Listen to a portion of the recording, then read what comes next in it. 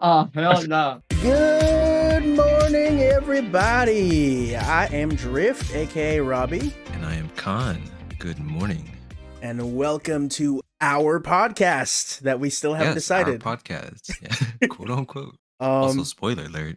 Ooh. Won't be decided this week. Will not be this week. If you're expecting for any of the 4 episodes this week to have the name down, no. But you can definitely expect it next. Okay, I'm not going to promise, but hopefully by next week, we've picked a name. Yes. All right. Well, today's episode is very special because we're done with the introductions. We're able to get into our shorter topics.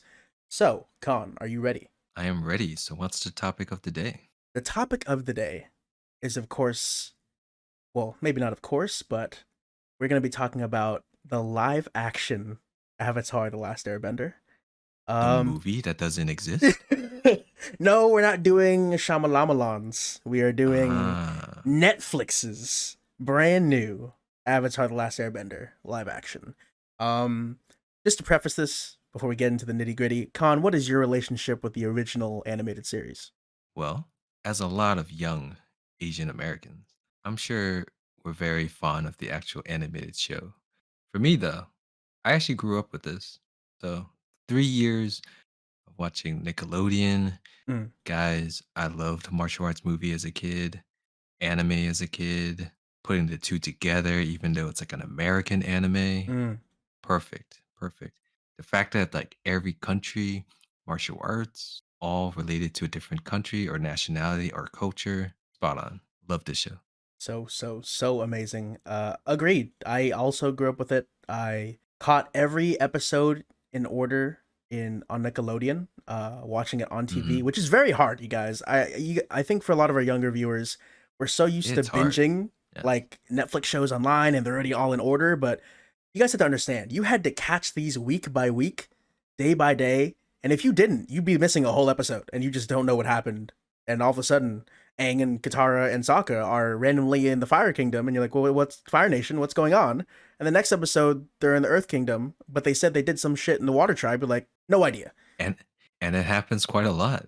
These kids flew around. Appa is Quite putting often. in double time, triple overtime. Appa is best Mhm. boy. But we love the show. I think we want to preface this. We love the show, but I think we definitely both were cautious going into the live action. I was very cautious. But at the same time, at least until recently, obviously I knew about it years ago that they're producing and making it.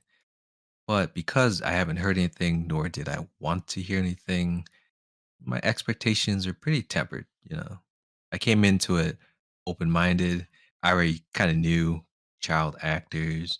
It's a Netflix show, it's a TV show. I set the expectations pretty good, I think. I would have to say the same for myself. I think I was already very cautious to begin with, it being live action. Avatar, like any animated series, is very tough to adapt because there's just things you can't get away with in live action. Yeah, But like Cowboy Bebop. oh man, Not to sidetrack, but oh my god, I watched 2 episodes of Cowboy Bebop and I was like, man, oh I yeah, like John too, the actor, but man, the show was just not good. yeah. There's just many examples where just cartoons and animation can get away, and man, live action you just can't get away with seeing a genuine human being doing or saying said thing. Yeah, it's tough. Actually, though, what did kind of like relieving almost was the One Piece show. That turned out pretty good, pretty decent, I would say. So I was like, all right, maybe the live action Last Airbender would be pretty good. That is a great example. The question is, Khan, Hmm. did it follow in One Piece's footsteps? No, not for me, anyways. I actually quite enjoyed the One Piece adaptation. The Last Airbender series, I wouldn't say it's bad, right? But there are like certain points where a little in my head, it's like, what's going on there? Mm. Okay. What about you? Yeah, I admit, when I said I was going in cautiously, I was really going in expecting to hate the show. Well, I know that's a very Mhm. bad way to go into it, but not that I wanted to hate it, but I was going in knowing that if I was disappointed, I can't be upset. Like, I know what I'm probably going to get. Yeah. I would say I was actually pleasantly surprised with some things, and woefully disappointed that I was right on many others. And I think at best the show was a mixed bag, but I keep on coming back to the sentiment that I've talked to some friends about where I say, did the show's runtime and what they presented to you justify its existence? And I keep coming back to the idea that the answer is no. Yeah. The key word there is existence. If it didn't exist, The Last Airbender will still be a great IP. We'll still all be fond of the cartoon growing up. I don't know. I think the fact that I didn't look forward to it a whole bunch made me okay with it. And also knowing the fact that the show itself is not really geared towards us, right? At least True. for me, I'm a millennial, so it's like, all right, it's a bunch of kids going around trying to save the world. I'll have a pretty okay time just watching that and not expect too much out of it. Yeah, you know what? As someone who isn't a millennial, I'm a technical Gen Z, but I would like to Hmm. call myself a millennial Z, where I was I'm a Old soul. old soul. I've been told this a lot in my life. That's what happens. You get raised by older parents and definitely older siblings. As for the show and just that whole vibe, I was also a little ready to just experience the journey because it definitely wasn't made for us. I think in some ways they tried to do these really like nice nods and callbacks and maintaining those little plot points for us, right? Those that are Mm, excited to see these retold in a live action format. But at the end of the day, if you're like making it live action, I don't know if I want to say this, but it's really just like you're not making it for us. You almost have to make it reinvented for a new generation. And I can't imagine wanting to sit down a sibling or recommend it to yeah. like a younger friend and be like, hey, watch this because this is for you, over just telling them to go watch the original Avatar. And also, this is like a hot take. Go for it. I love I hot have takes. I'm pretty sure if someone were to force me to sit down right now and watch the first season of the cartoon, I probably wouldn't do it. Hmm. In my head, I remember it being very cringy because it's like, it's meant for like 7-year-olds and 8-year-olds. Oh my god, these kids were so annoying back in season 1. They were. There's just like no I for us, the good came in season 2 and 3. That's when everything kind of like, all right, things are being put together, all the casts are introduced, the backgrounds are introduced. But man, season 1, these are some annoying ass kids. Look, I think what lucked out for me in the original series was that I was the right age for it. Even though I was raised older, I was still the right age for it at the time. I think I was like Mhm. 8 or 9 when the show was airing, so I was perfect. I was like, oh man, I'm down. These kids are Aang's funny as hell. Yeah. Like, and I'm down for this whole dynamic between the friends.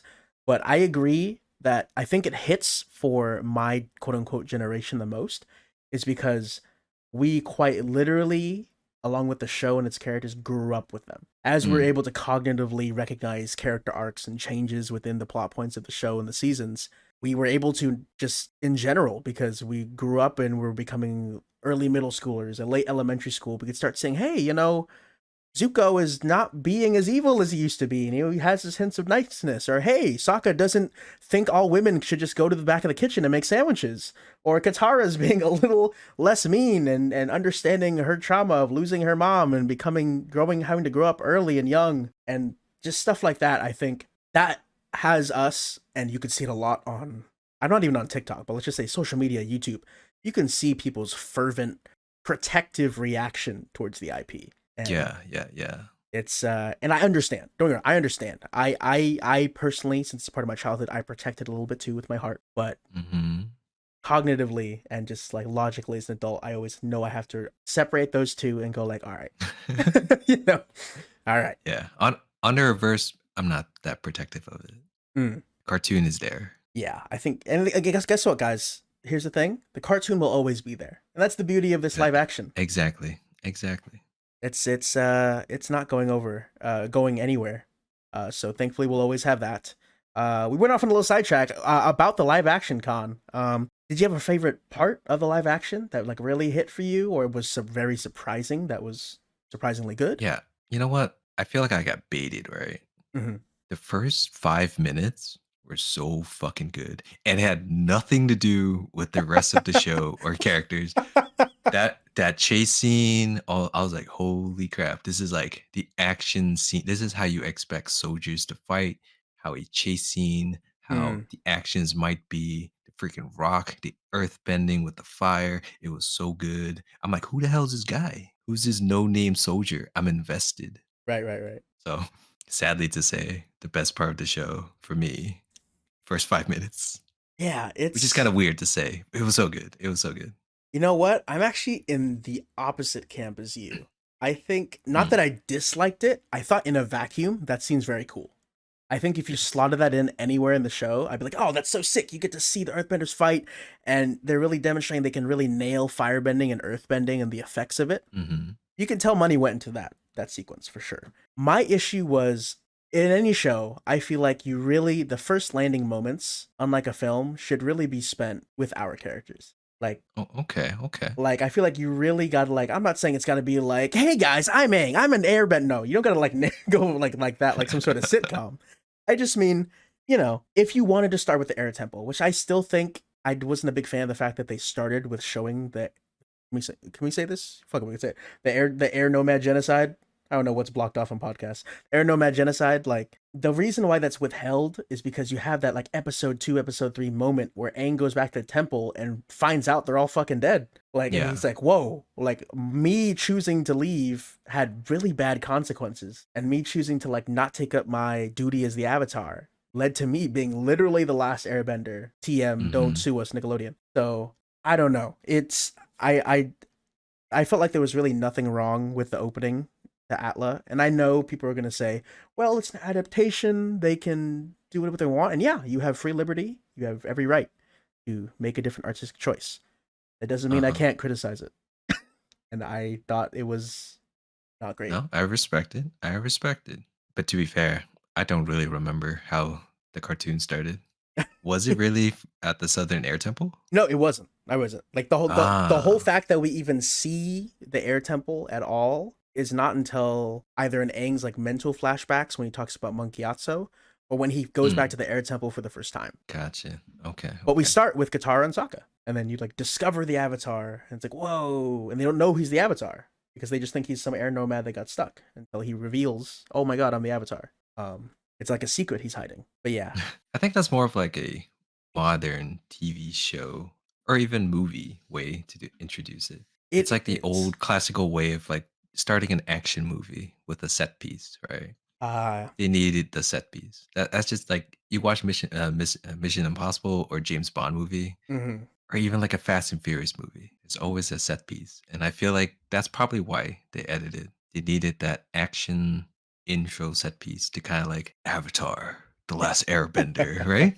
You know what? You're right. I think they needed to visually grab people. You know what I also think it was? And we're nearing 15 minutes here, so we really didn't even talk about the show that much, guys. I'm sorry, but We didn't even talk about and that's it. okay, because you know what? I have comments to talk about it too, Yeah, actually. yeah. We can extend this a little bit, but we're definitely not Hmm. pushing past 20, guys. But I just want to say I definitely think I had this theory that they did this whole like earthbending power fantasy moment at the beginning because it was supposed to be like a direct letter and slap in the face to Shyamalan's airbending or earthbending. Because Ah, holy it's moly, like it's night and day. it's night and day, bro. You have five I mean, motherfuckers. literally and figuratively. Yeah. Yeah, yes, exactly. You have these five earthbending prisoners. These motherfuckers doing fucking step up, stomp the yard, like crumping to move this fucking bowling ball sized rock. And then they Who said, approved that? I don't know. dude, everyone was asleep, bro. Everyone was on. I don't even know what they were on. They're on Xanax. I have no idea what happened in the writers' room and the special effects room, the editing. I have no idea. We're not gonna talk about it. They never made a movie. They just made this live Hmm, action TV show. I'll allow this one to exist. yeah. Speaking of that, what are your thoughts on like the CGI, the special effects, even the fighting? I thought the fighting was actually surprisingly pretty good. The only iffy moments for the fighting and CGI for me were definitely the waterbending. Uh, Hmm, Especially Katara and Master Paku's fight was it's too wobbly. not just too wobbly, it was like it lacked any sort of real impact and motion. You can definitely tell both of I them are neither martial artists. Yeah, And you can tell neither of them are even using like stunt doubles to like yeah, yeah, really yeah, nail yeah. these. Well, So, now that you brought it up, mm, if you guys go back and watch certain clips, whenever someone gets hit with water, it's like they're being splashed with water, right? Yes, It's not yes. like this kinetic force that's really pushing at you, which it should be. But it's literally like, oh, Squirtle, splash, bubble beam. That's it. They just get wet and that's it. Yeah, I Dude. feel like I agree. It's lacking like a kinetic impact. But I do want to compliment and tip my hat off to the best fight in the whole season one, and it was the fight in oh my god, I'm forgetting the name now, Omashu, with Zuko and Aang fighting in the market without using any bending. That had very much choreographed Jackie Chan like environmental Yeah, yeah, yeah. It was fun. notes, and it was a fun fight. It was good. It was a good fight choreographed to show Aang's like ability to adapt with airbending and just like to keep out of the way. That was the whole philosophy of airbending, is being fluid and going through the Hmm. motions without contact and not being forceful. And then Zuko was all just, I'm gonna fucking whip your ass, Bruce Lee style. And it was fun. It was really, really, really fun. But yeah. Mm. But overall CGI was actually really good. Besides, okay, I can I comment no, on this one thing? yeah, yeah, yeah. The one time I absolutely hated the CGI was the 2 minutes at the end of episode one where Aang finds Monk Gyatso's body and he goes into the Avatar state. There's like a 5 second or 10 second part shot in between him elevating into the Avatar state where there's a full CG double of the actor for Aang. Oh my god, bro. Mm. It was the worst thing I've Mm. ever seen. It was like uncanny valley rubbery mannequin, and I don't even know. I was like scratching my eyes out looking at it. Please, if you guys see Yeah, that, go back to it. It's hard to watch when you really look at it. I agree. Full person replacement's kind of tough. It's like even the second Matrix, if you guys remember that fight scene with all the Smiths. Looks a little weird, right? Looks a little weird. Kind of has like that kind of vibe. But I love that scene though. But it's No, definitely just of the rubber people though. time. That's true. Very very rubber people. Very Spy Kids. If you guys grew up with Spy Kids, that's CGI during the Spy Kids era. Um, Speaking of kids though, yeah. what are your thoughts on the kids themselves? Oh boy. Ha ha Aang. ha. uh, Aang, the actor for Aang. I apologize. We don't have the actors' names in front of us, but we'll just refer to them the characters. Actor for Aang. I've seen behind the scenes with him, and uh, he seems way more playful and like Aang in the behind the scenes. The writing did him so dirty. He's so like serious and like moody in the first season. It's kind of strange. they're So just giving him lines that are too long. This dude way too can't long. read these lines Mm-mm, naturally. mm-mm. You need to give him short little quips and quibbles and just little things Hmm. he can say, because I think he has Aang in him, but the writing's not doing him justice. It's too Sokka, much writing. too much right, too much talking. Okay, Yeah, too and much. Yeah. Sokka, I think he's a great casting. Some people didn't like it. I actually think he's great. I think he's good. I think I that's thought he was the best. I thought he was the best one, to be honest. best casting to fit for that role. Yeah, I agree. Yeah, yeah. Well, I don't even know about fit, but just as like a character, an actor on a show, he was the best one, in my opinion. Oh, the best act. You know what? The best acting. I kind of have to give. There were some falters, but I have to give Hmm. the best acting for season one to Zuko personally. Interesting. I It have some comments. I okay. have Yeah, some yeah, yeah. Go for it. You know, we're going contrary over 20 minutes. We're going comments. over 20 Yeah, minutes. Fuck it. Go yeah, ahead. Give yeah. it to me. Give it to me. There were some scenes where I was laughing, where I should not be laughing. Oh wait, Oh tell me my which one. god. Tell me which one. I think I know exactly which one you're talking about. I don't know. It was at a funeral. I think it was at Iroh's son's funeral. Oh really? What? Yeah. I don't know. I couldn't get into his like sincere dialogues. He was like stuttering. It was Mm. I don't know. I was watching it with Kayleen on the couch and man, I was giggling. I was like, there's no way, right? No offense to the actor, of I course, think his but name's I like don't know. Dallas something. Dallas U or something. Yeah, he's a cool guy. He's a cool He's a guy. cool guy. You know what? I enjoyed him in that scene. I felt he was more sincere. There's some scenes that I feel like didn't land, and it was when he was acting with the Aang actor post the Mhm. Blue Spirit, Ah, okay, where they're okay. hanging out in like the little haystack of the barn. Yeah, yeah, yeah. Those lines, man. Oh boy. And I think a majority of it's the writing. I feel like the casting is pretty solid if they had good writing. Yeah. But No, I liked him, you know, on the show. It was just some parts, especially when it's like him trying to act sad. Mm. I wasn't buying it personally, or maybe I'm just a sick person and just laugh at people's sadness. I don't know. I don't know. Maybe it's on me, guys. I don't. Look, I don't know. it might be for this one, but who knows? You know, you're entitled to that. If that moment Hmm. didn't hit to you, it didn't hit for you. There's nothing else you could really say. You know. I do want to make a comment. I think I'm sorry, guys, if you're. I think some people share this opinion. I thought Katara was the weakest actor in the show, hands down, the weakest actor in the show, even more than Aang, Mm, because there are. Again, this is partially the writing, and I think it's a good part the writing too. But even in scenes where the actor just really has to just dig in deep, no matter how bad the writing is, you just got to dig in deep and bring this emotion out of it. yeah, I don't know.